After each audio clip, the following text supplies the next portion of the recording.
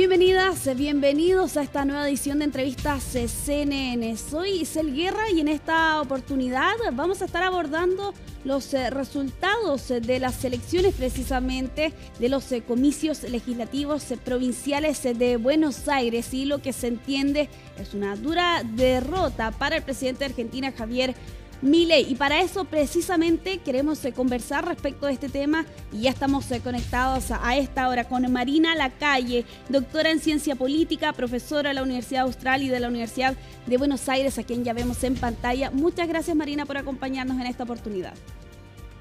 Muchas gracias, Isel. ¿Cómo están? Muy bien, Marina, muchas gracias. Comencemos esta entrevista precisamente con la que sin duda es una de las preguntas que suenan tras las elecciones. 13 puntos de diferencia entre el peronismo y el oficialismo en estos comicios.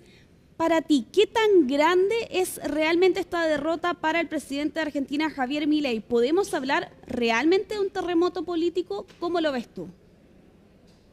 A corto plazo, y hace muy poquito que sucedieron las elecciones, diríamos que sí, que fue un cimbronazo para la gestión, que por el momento, dada el buen manejo que fue teniendo de la macroeconomía, el ordenamiento de lo que fue la inflación, la estabilización del dólar, supo tener también, digamos, una buena consideración por parte de la sociedad.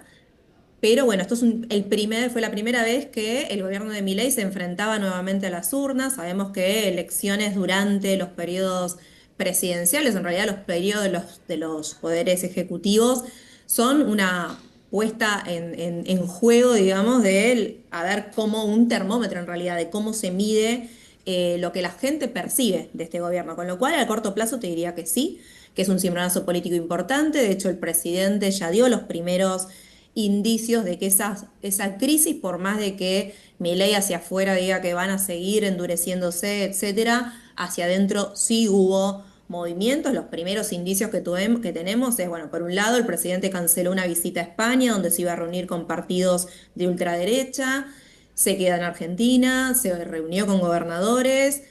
Vamos a ver qué sucede con los proyectos de ley, sí, que están en el Congreso y que el presidente promete vetar. En caso de que los vete, qué es lo que sucederá. Hubo algunos movimientos dentro del gabinete también, ¿no? Con la designación de su nuevo ministro del Interior, que va a ser una pieza clave en la negociación con el Congreso. Sí, sin duda, y sobre todo teniendo en cuenta por lo demás en lo que se viene por delante para Argentina. Pero antes de llegar precisamente a las elecciones legislativas que vamos a ver en el mes de octubre, respecto a estos comicios provinciales en Buenos Aires, a tu juicio, ¿qué tan importantes son realmente estas elecciones, teniendo en cuenta que se entiende que Buenos Aires es un bastión peronista? ¿Coincides con el análisis que hacen otros expertos que plantean que precisamente fue el propio Javier Milei que se habría disparado en los pies al convertir precisamente estos comicios en una especie de batalla de ganar o morir?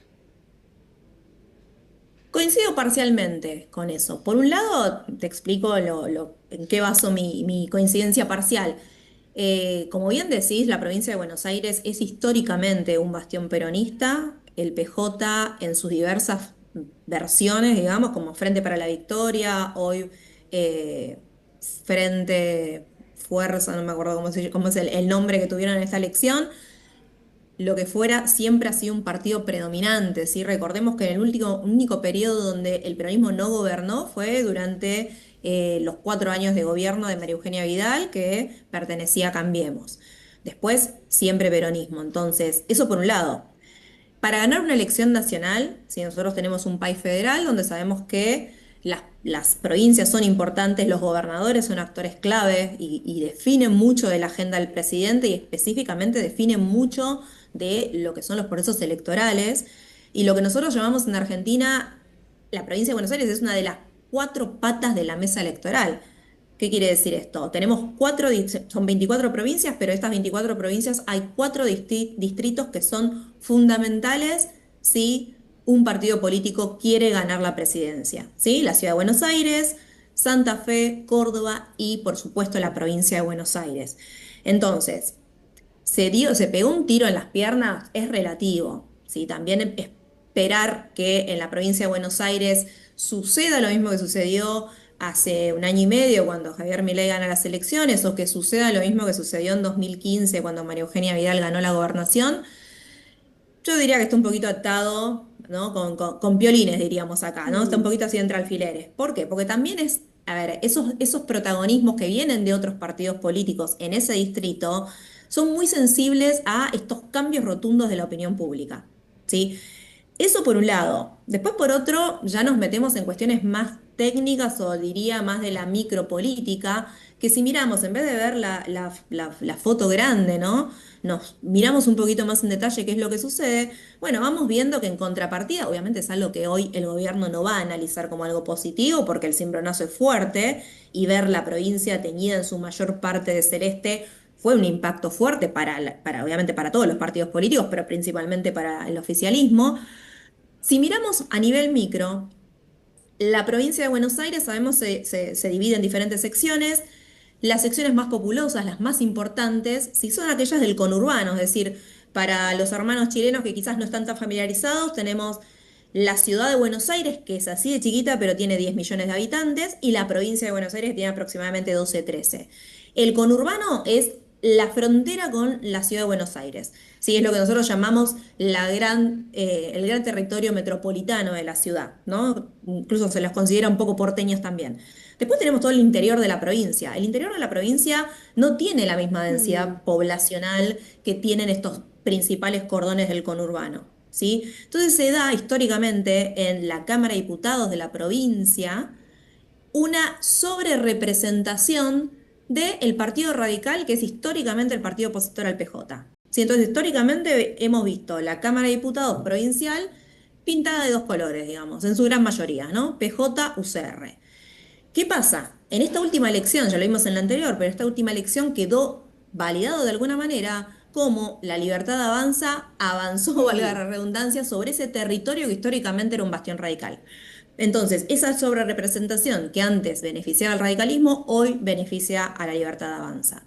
Si vemos los números de la legislatura, la Libertad Avanza ganó 5 o 6 diputados provinciales del bloque que tenía, lo aumentó en 5 o 6. El Frente para la Victoria o el Frente Patria lo aumentó en 2, Mm. ¿sí? Y después en la Cámara de Senadores, porque nosotros al ser un país federal, las provincias tienen también un sistema legislativo que puede ser unicameral o bicameral. En la Cámara de Senadores ambos ganaron 2 o 3 senadores, dos senadores cada uno. Entonces, si vemos cómo estaba la Cámara constituida y cómo está la Cámara constituida ahora, yo diría que es un buen presagio en términos de el crecimiento de un partido político joven como es la Libertad Avanza. ¿Sí? Que incluso al presidente, sí, al presidente le costó mucho Sí. cubrir la estructura del gobierno nacional. ¿Por qué? Porque es un partido joven y no tiene necesariamente la cantidad de personalidades con las cuales poder trabajar y diversificar el trabajo. Claro. Entonces, tirando, digamos, un margen de optimismo, diría, bueno, sí, perdió y el impacto es fuerte, obviamente, a ver, los medios de comunicación, la opinión pública, mismo lo que están diciendo ustedes, es un impacto fuerte, pero no sé si diría se tiró un tiro en las piernas, Ya. dada las características históricas de la ciudad. ¿Y El crees? tiro, una más Sí, te sí. agrego, el tiro en las piernas quizás puede ser y quizás a la próxima pregunta que me vas a hacer tiene que ver con esto, ¿no? Con la personalidad de Javier Milei y cómo él elige mostrar ante su gente, ¿no? Esa postura tan intransigente y tan polarizante que tiene. Sí, En ese exactamente. sentido, Sí, con la figura precisamente de Javier Milei y también si es que tú lo ves relacionado también con el escándalo en que se había estado envuelta su hermana Karina Milei, que no es menor también la figura que tiene, ¿no? Dentro del gobierno trasandino. ¿Puede responder precisamente a estos resultados en estas elecciones?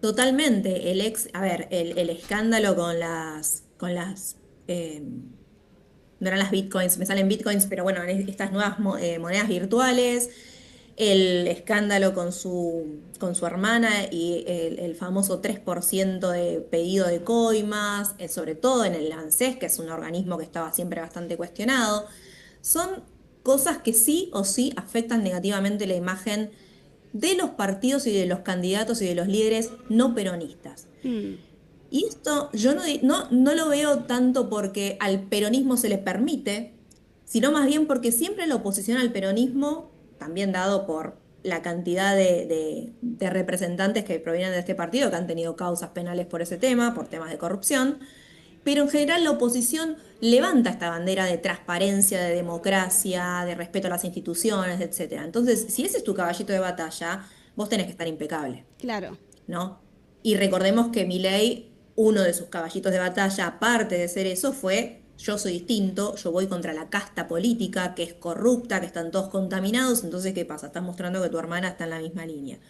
Es por eso que Sí. quizás a los partidos no peronistas no se les perdona, la sociedad no les perdona ese tipo de tropiezos. Marina, y ya para ir cerrando precisamente esta entrevista y con la mirada puesta en octubre, ¿consideras que lo que hemos visto en estas pasadas elecciones pueden ser un termómetro de lo que se van a ver en las elecciones legislativas en prácticamente un mes más? ¿Cómo lo ves tú allí en ese caso?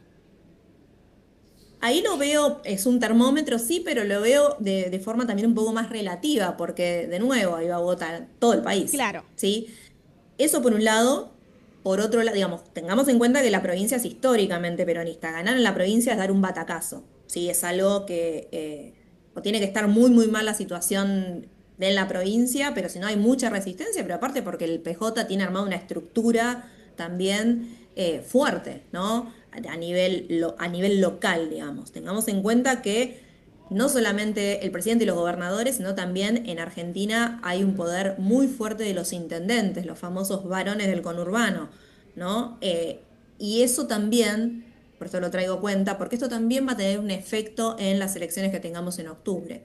Recordemos que ahí se renueva la Cámara de Diputados, se renueva el Senado, pero también algunos gobernadores ponen en juego sus cargos, con lo cual ese es uno de los motivos también por qué Javier Milei elige reunirse con estos gobernadores que tienen algunos proyectos, sobre todo un proyecto que tiene que ver con la distribución de eh, los ATNs, ¿sí? Que básicamente es la plata que le manda Nación a las provincias, toda la famosa coparticipación federal, ¿sí? Que es el dinero que sale de Nación, del gobierno federal, y se distribuye a las provincias. Bueno, tienen un sí. proyecto de ley que tiene que ver con esa mejor distribución. A ver, todo eso va a afectar cómo estos gobernadores puedan o no apoyar o quitarle el apoyo a Javier Milei y a su partido en las próximas elecciones. Con lo Y, cual, por eso te digo, es relativamente. Sí, en un primera instancia te diría que sí. Por otro lado, existen estas cuestiones que son institucionales y después existe la política. Tener a un Javier Milei que pueda leer estos resultados y que eventualmente pueda eh, redireccionar al menos el estilo de comunicación que tiene de su gestión. y eso seguramente lo vamos a ir viendo en los próximos días. Ya lo estamos viendo al menos desde este momento y sin duda se va a ir profundizando conforme avancen las semanas. Muchas gracias Marina Lacalle, doctora en Ciencia A Política, ustedes, profesora de la Universidad Austral y de la Universidad de Buenos Aires, por este completísimo análisis como siempre. Así que muchas gracias por acompañarnos. a ustedes, muchas gracias, un placer. Y así finalizamos entrevistas CNN, pero continúen en la sintonía de nuestro canal. Que estén muy bien.